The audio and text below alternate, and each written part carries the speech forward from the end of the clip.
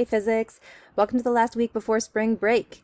So the plan for this week is the following. We're going to take Monday and Tuesday to, in the morning you're going to look over the answers you've already got for the test, make sure you still agree with them. And then the afternoon is going to be time to finish up that test.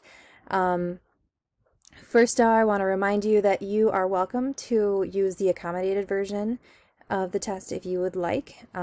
It's just a personal thing. It's up to you to choose whether you want the regular version or the accommodated one. Obviously, you can you can look back and forth at them to see like the structure that's there if that would be helpful to you too. The yearbook like super needs your photos, like everyone's photos. So I'm gonna make another announcement about that during class, but that they need like photos for the yearbook. So make sure you turn something in. I'll let you know a little bit more details about that on Monday and Tuesday. So then for our last day before spring break, we're going to do a lesson about careers in physics. So these are just to kind of like open your minds and open your vision to some different things that you can do with a physics major or just having studied physics in college. So you're going to do a quick survey. It's 3 questions.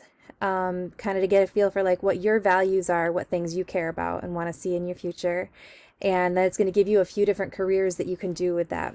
And then you are going to choose, it could be one of your careers that you've chosen already or that you were given from that survey.